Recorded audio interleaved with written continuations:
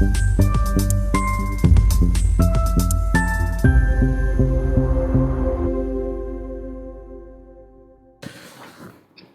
मित्रांनो. भारत आणि अमेरिका यांच्यातले संबंध कमालीचे ताणले गेले असताना अमेरिकेचे परराष्ट्र सचिव मार्को रुबियो भारतात आलेले आहेत. 5 दिवसाचा भारत दौरा आहे. आज त्यांनी कलकत्त्याला अमेरिकेच्या वाणिज्य दूतावासास, खरं तर पूर्वी हा दूतावास होता पण वाणिज्य दूतावासाला भेट दिली. त्यानंतर त्यांनी मदर तेरेसांची जी संस्था आहे त्याला भेट दिली आणि त्यानंतर पंतप्रधान नरेंद्र मोदींशी दिल्लीमध्ये त्यांनी चर्चा केली. पुढे अमेरिकन दूतावासात त्यांनी भाषण केलं. उद्या ते परराष्ट्र व्यवहार मंत्री डॉक्टर जयशंकर यांच्यासोबत चर्चा करणार आहेत. परवा ते बहुधा सुट्टीसाठी आग्रा आणि जयपूर येथे जाणार आहेत आणि मंगळवारी क्वाड परराष्ट्र मंत्र्यांची बैठक राजधानी दिल्ली येथे आयोजित करण्यात आलेली आहे. या बैठकीसाठी जपान, ऑस्ट्रेलिया, भारत आणि अमेरिका या 4 देशांचे परराष्ट्र व्यवहार मंत्री उपस्थित राहणार आहेत. रुबियो यांची भारत भेट अशा वेळेला होत आहे जेव्हा भारत आणि अमेरिका यांचे संबंध नुसते ताणले गेलेले नाही आहेत, तर भारताने हे लग्न करून चूक तर केली नाही ना, अशा प्रकारचा प्रश्न विचारला जात आहे. लग्न म्हणजे काय, तर एका प्रकारे जगातली सगळ्यात जुनी लोकशाही आणि जगातली सगळ्यात मोठी लोकशाही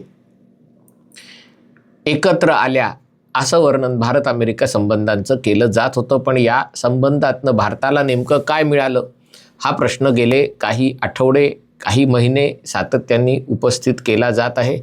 ज्या प्रकारे अमेरिकेची पाकिस्तानशी लगट वाढते, ज्या प्रकारे भारताच्या हितसंबंधांची अमेरिका फारसं आपलं काही देणं घेणं नाही आहे अशा आविर्भावात वावरते. आखातातील युद्धामुळे भारताची अर्थव्यवस्था होरपळते.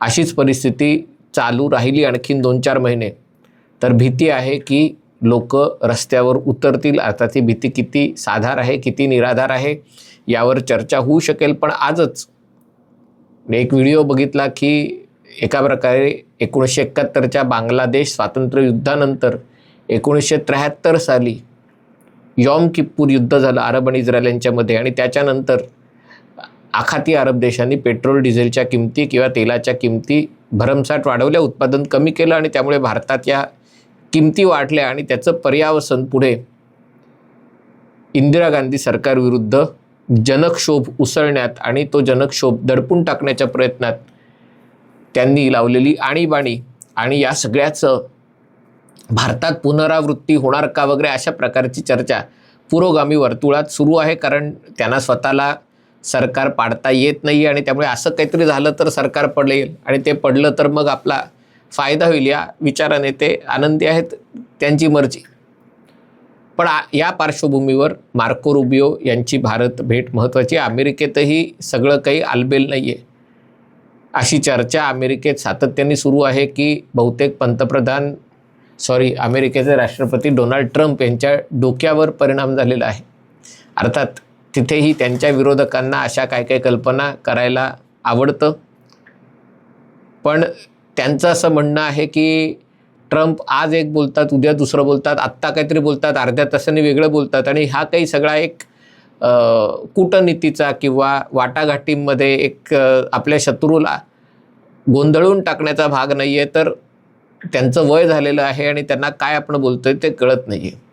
तसंही डोनाल्ड ट्रम्प ही 4 वर्ष अध्यक्षपदी राहणार आहेत. त्याच्यानंतर काही ते अध्यक्ष होऊ शकणार नाही आहेत आणि त्यामुळे त्यांचे उत्तराधिकारी कोण हा देखील विषय अमेरिकेत चर्चेला जात आहे. याच्यामध्ये मार्को रुबियो यांचं नाव आणि अमेरिकेचे उपाध्यक्ष JD व्हान्स या दोघांची नावं आघाडीवर आहेत. JD व्हान्स आत्तापर्यंत आपण भारताचे जावई म्हणून त्यांचं कौतुक करत होतो. मी स्वतः त्यांच्या आयुष्यावर असलेला चित्रपट बघितला आहे आणि कशा प्रकारे त्यांनी एका वेगळ्या पार्श्वभूमीतून गरीब घर, श्रमजीवी कुटुंबातली पार्श्वभूमी आणि अमेरिकेतले उद्योगधंदे बंद झाल्यामुळे सगळी विपन्न अवस्था, त्यातनं कशा प्रकारे त्यांनी पुढे येऊन ते या पदावर आज जिथे आहे त्या पदापर्यंत पोचले, त्याची ती कहाणी आहे. आणि दुसरीकडे मार्को रुबियो हे एक असे नेतृत्व आहे की जे अमेरिकेच्या दक्षिण भागातून येतात आणि त्याच्यामध्ये जो खास करून जो ख्रिश्चन मतदार आहे अमेरिकेतला, त्याच्या ते प्रतिनिधी आहेत. ते स्वतः हिस्पॅनिक म्हणजे स्पॅनिश पार्श्वभूमी असलेले आहेत किंवा मेक्सिकन आणि या भागातनं अमेरिकेत आलेल्या पार्श्वभूमीचे आहेत. आणि या भागामध्ये या लोकांमध्ये धर्माचं प्राबल्य अधिक असतं. ते स्वतः त्यांचं वागणं, बोलणं, विचार करणं त्याच्यात ख्रिश्चन कथा, कहाण्या, त्यांचे श्रद्धा, विश्वास याच्यावर बराच भर असतो. म्हणजे त्या जगाकडे संपूर्ण काहीतरी एक ख्रिस्ती दृष्टिकोनातनं बघतात. भारतासाठी हे अवघडही आहे आणि चांगलंही आहे. अवघड अशासाठी आहे कारण हे जे लोक आहेत जे अशा प्रकारे जगात ख्रिस्ती चष्म्यातनं बघतात, त्यांच्यासाठी भारतामध्ये ख्रिस्ती धर्माचा प्रचार करणं, वेगवेगळ्या संस्थांना अमेरिकेकडनं किंवा अमेरिकेतल्या देणगीदारांकडनं मदत दिली जाणं, आणि त्यांचं म्हणणं असतं की ते काही धर्मप्रसार करत नाहीत, ते शिक्षण, आरोग्य वगैरे या क्षेत्रात काम करतात आणि भारताने त्यांना काम करायची परवानगी दिली पाहिजे, मुभा दिली पाहिजे, जो एका प्रकारे भारताच्या भाजप सरकारच्या खास करून काँग्रेसला तर काही आवजाव घर तुम्हाला भारताचं ख्रिस्तीकरण करणंच हेच. काँग्रेसला त्याच्यात कुठलीही अडकटी नव्हती. काँग्रेसच्याच काळात सगळा ईशान्य भारत ख्रिस्तमय झाला.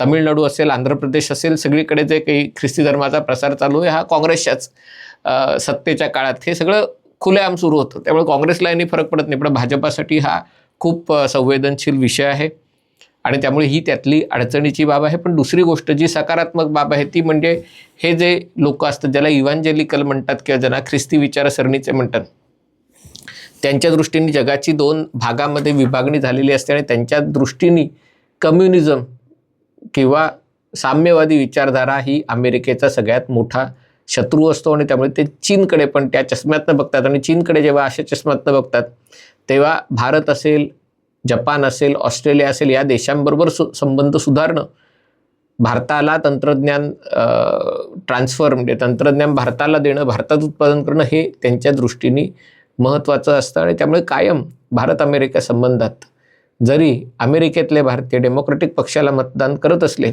तरी जेव्हा जेव्हा अमेरिकेत रिपब्लिकन पक्षाचं सरकार राहिलेलं आहे तेव्हा भारताशी त्यांचे संबंध चांगले राहिलेले आहेत. एका स्ट्रॅटेजिक पॉईंट ऑफ व्ह्यूने त्याच्याकडे बघितलं गेलेलं आहे. अपवाद फक्त आत्ताचा ट्रम्प यांची दुसरी टर्म ही या सगळ्यालाच अपवाद ठरत आहे, सगळ्यालाच एक प्रश्नचिन्ह उपस्थित करत आहे.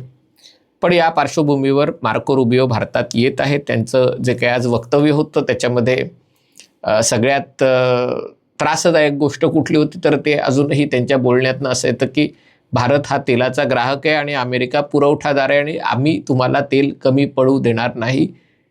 तुम्ही आमच्याकडनं तेल घ्या, आमच्या मित्रांकडनं म्हणजे व्हेनेझुएलाकडनं तेल घ्या. मुद्दा असा आहे की काय किमतीला तेल घ्या, हा त्यातला कळीचा मुद्दा आहे. पण त्यांच्या बोलण्यातनं असं की भारताला तेल कमी पडू देणार नाही. अर्थात त्यामुळे ज्या लोकांना भारतात ही जी चिंता आहे की पेट्रोल डिझेल संपून जाईल आणि आपल्याला बैलगाडीतनं प्रवास करावा लागेल किंवा चालत प्रवास करायला, ही निराधार आहे. किमती जास्त राहतील पण तेल उपलब्ध राहील. दुसरी गोष्ट त्यांनी सांगण्याचा प्रयत्न केला तो म्हणजे क्वाड गट, तो अजूनही जिवंत आहे, शाबूत आहे. म्हणजे त्या क्वाड गटातल्या सगळ्या लोकांना एक चिंता वाटायला लागलेली की ज्या प्रकारे डोनाल्ड ट्रम्प चीनला गेले आणि तिथे चीनचे अध्यक्ष शी जिनपिंग यांच्यासोबत त्यांनी एक अशी मांडणी करण्याचा प्रयत्न केला की दो शेर जंगल पे राज करेंगे. म्हणजे तुम्ही पूर्व भाग घ्या, आम्ही पश्चिम भाग घेतो, आपण दोघं मिळून जगावर राज्य करूया.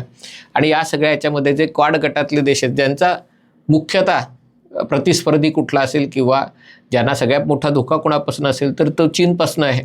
आणि एका प्रकारे अमेरिका आपल्यालाच समुद्रात फेकून, पाण्यात फेकून चीनबरोबर युती करायला गेली तर ही कल्पना देखील म्हणजे भारताला तशी जाणीव आहे. पण जपान आणि ऑस्ट्रेलियासाठी याच्यातनं खरोखरच खूप चिंतादायक परिस्थिती निर्माण होऊ शकते.